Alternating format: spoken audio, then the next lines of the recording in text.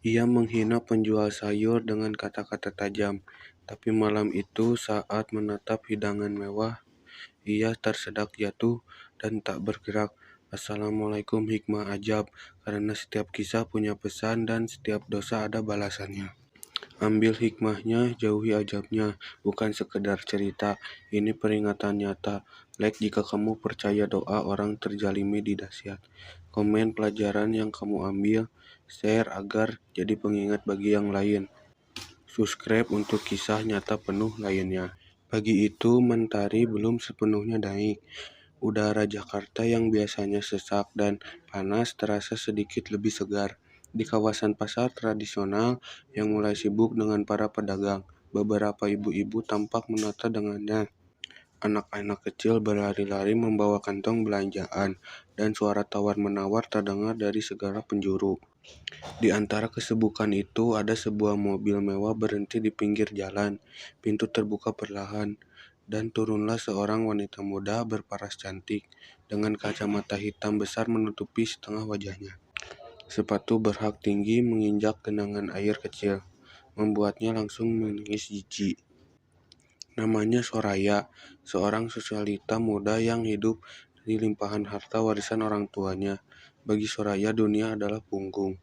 Setiap langkah harus berkelas, setiap momen harus estetik, setiap kegiatan harus layak untuk dipermainkan di media sosial. Hari itu ia datang bukan untuk belanja kebutuhan dapur. Hari itu datang bukan untuk pembelanjaan dapur. Ia hanya mengikuti tetangga yang komunitas sosialnya belanja di pasar rakyat untuk konten Real Fincans. Dengan langkah angkuh, Soraya memasuki gang sempit pasar. Wajahnya cemberut sejak turun dari mobil. Ia menutup hidungnya dengan tisu parfum karena bau keringat, tanah becek, dan sayuran busuk yang bersarsakan. Tangannya sibuk merekam dengan ponsel, memperhatikan ekspresi jijik dengan sekali berkata nada jejek, "Ya Allah, beginilah pasar rakyat. Mana bisa hidup seperti ini?" Beberapa pedagang melirik sejenak, tapi tak ada yang berani menyahut. Mereka tahu orang-orang seperti Soraya datang untuk pamer bukan untuk menghargai. Tiba-tiba langkahnya terhenti. Di depannya duduk seorang ibu tua mengenakan baju kusam, kerudung lusuh, dan sarung tangan kain yang robek. Di depannya ada tikar kecil dengan sayuran hijau yang tampak segar, bayam, kangkung, tomat, dan cabai rawit yang masih embun paginya. Ibu itu tersenyum ramah, suaranya lembut namun penuh semangat. "Silakan Neng, sayurannya baru metik tadi subuh. Segar semua, insya Allah berkah." Tapi Soraya hanya mendelik. Ia melihat baju si ibunya tampak dekil, lalu menatap sayurannya di tikar yang sedikit terkena percikan lampu. Dengan sinis, ia berseru cukup keras hingga terdengar oleh beberapa orang di sekitarnya. "Hah? Sayuran kayak begini dijual? Lihat baju ibu, kumal banget, saya jijik lihatnya. Harusnya orang seperti ibu tahu diri, jangan muncul di tempat umum kalau nggak sanggup kebersihan." Kerumunan tiba-tiba senyap, beberapa pedagang berhenti menatap dagangannya. Seorang pemuda yang hendak membeli cabai matang tak menyangka ada yang tega mengucap kata-kata seperti itu kepada orang ibu renta yang tengah berusaha mencari rezekinya. Si ibu menunduk, tak berkata apa-apa, tangannya gemetar merapikan sayuran, matanya memerah, namun tak memastikan air mata. Ia menahan rasa malu dan perih dalam diam, seolah sudah terbiasa menerima hinaan semacam itu. Tapi Soraya belum selesai. Ia mengangkat ponselnya menyorot wajah si ibu dengan berkata rekaman, "Nih, buat followersku, inilah contoh pedagang jorok yang merusak pandangan pasar. Makanya kalau belanja jangan asal pilih organis yang ini tepat ilfil." Lalu ia tertawa kecil, tawa yang tajam seperti seribu yang menggores perasaan. Ia berjalan pergi membuang pandangan ke segala arah, mengira telah memberi pelajaran pada orang rendah. Tapi ia tak sadar bahwa mata-mata langit yang sedang mencatat, dan ada doa tulus yang naik, air mata yang tak terlihat oleh manusia. Sejak itu, suatu dalam hidup Soraya berubah perlahan. Setelah kejadian di pasar itu, hari-hari Soraya berjalan seperti biasa, setidaknya di permukaan. Ia kembali dengan tubuh wangi dan pakaian mahalnya, duduk manja di sofa empuk apartemen mewah. Menyeruput kopi impor dari cangkir, ponselnya hanya bisa dibeli lewat pesanan khusus. Ia mengunggah videonya di media sosial, lengkap dengan caption berandas karisma. Ketika si elit turun ke pasar rakyat, ini alasanku lebih suka belanja organik online, bukan yang kotor begini. Ratusan like dan komentar berdatangan.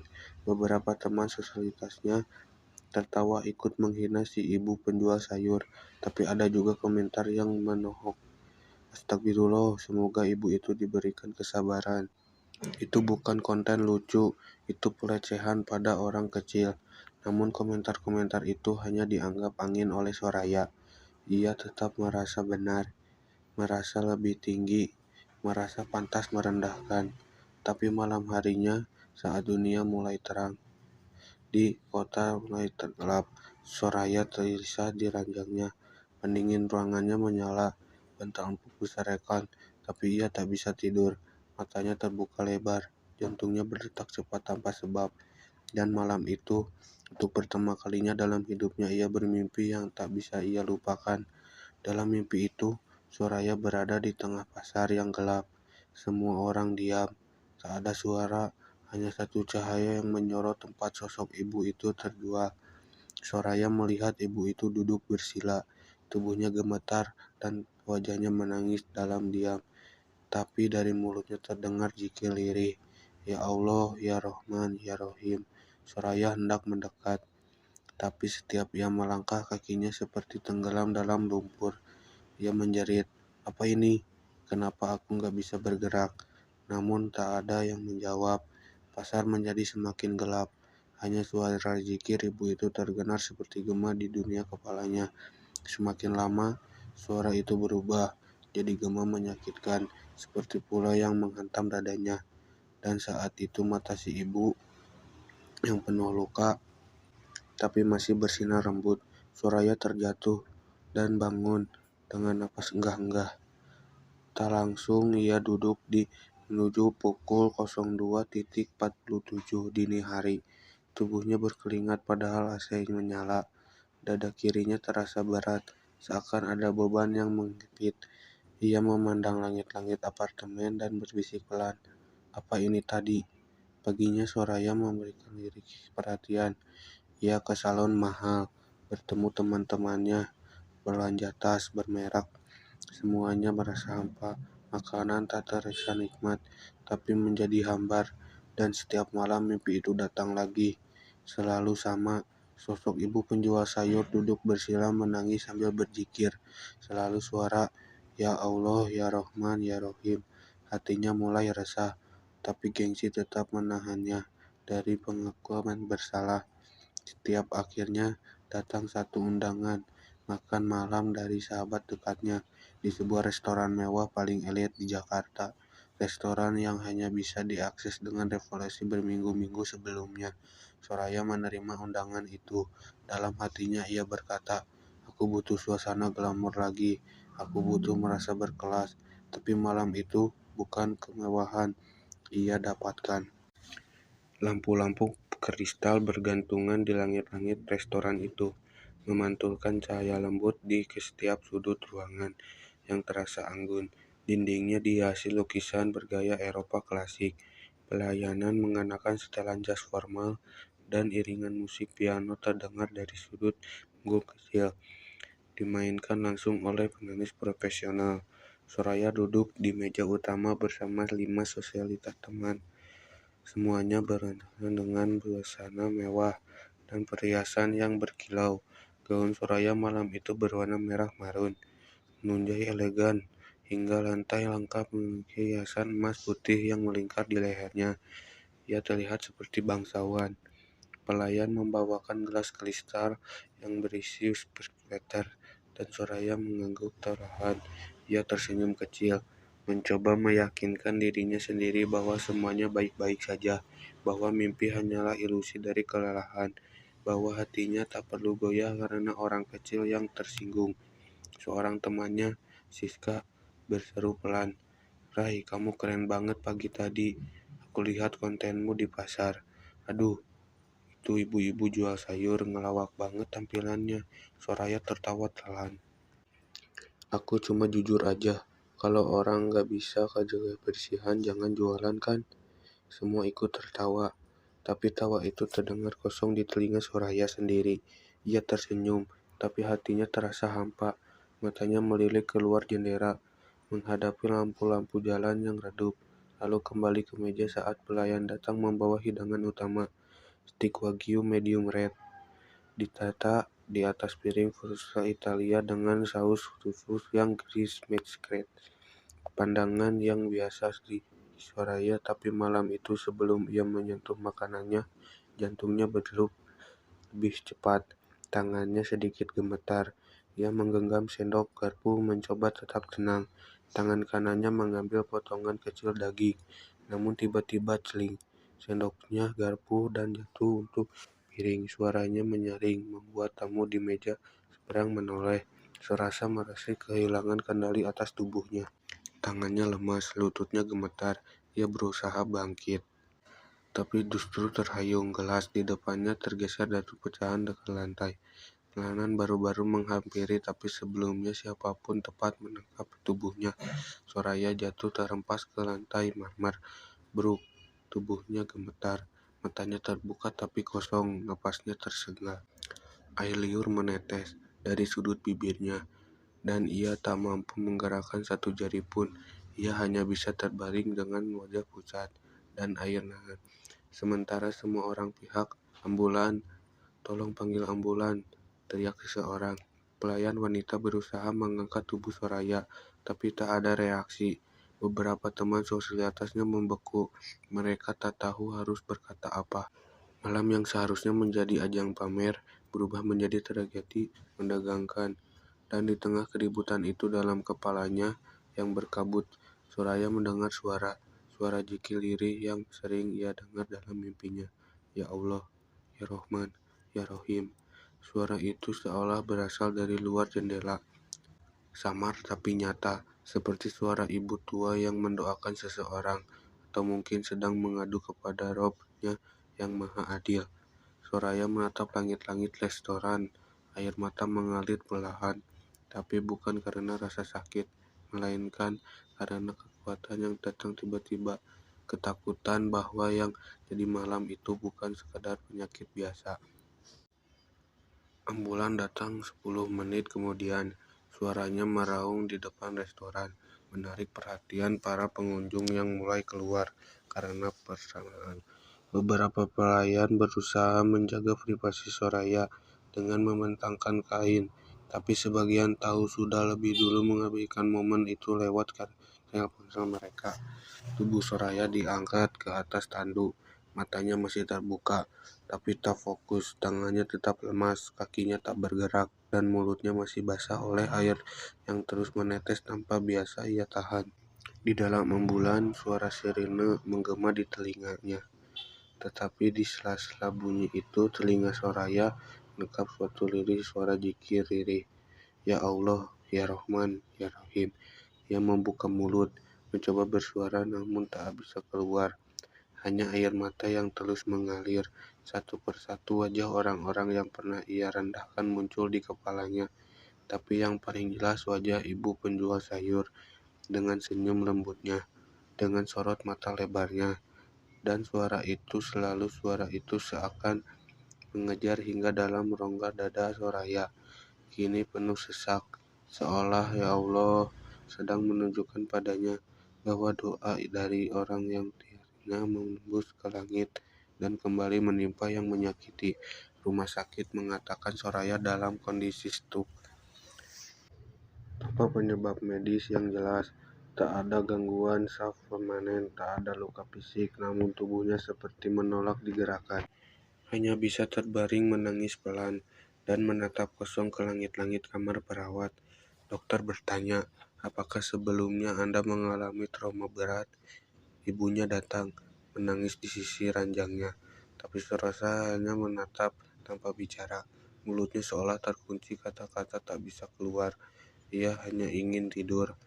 Tiap sekali menutup mata, bayangan pasar dan wajah ibu tua itu kembali datang. Dan yang lebih menggentarkan, suara zikir itu muncul bahkan di siang hari, di sela kehembusan angin di jendela, di sela pelikan perawat yang larang, di sela dia menyaksikan zikir yang selama dengan nama yang sama. Ya Allah, ya Rob, ya Rohim. Hari demi hari, Soraya tidak membaik, fisiknya tidak lumpuh, tapi jiwanya seperti terkunci dalam ruang yang membangun sendiri.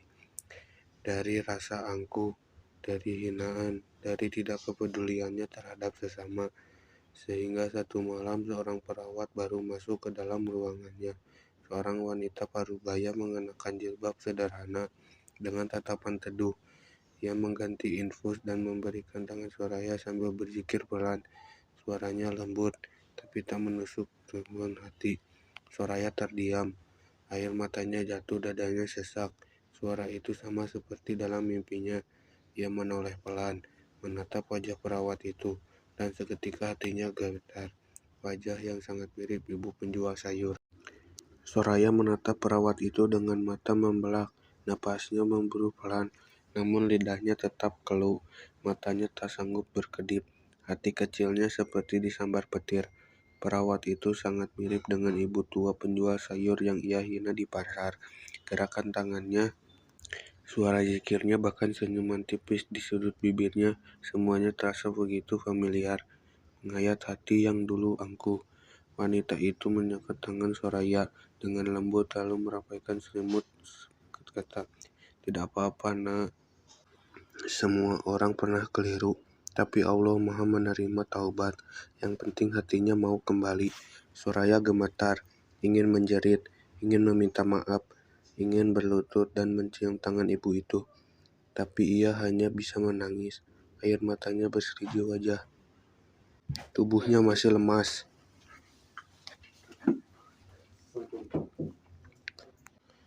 Suaranya tak bisa keluar. Ia dikurung dalam tubuhnya sendiri, menanggung beban, dosa, dan menerusnya. Perawat itu berbalik hendak keluar, namun sebelum langkahnya mencapai pintu, Soraya berusaha mengangkat tangan sedikit saja. Ujung jarinya gemetar. Ia mengerang dalam hati, "Tunggu, jangan pergi. Ibu, saya salah."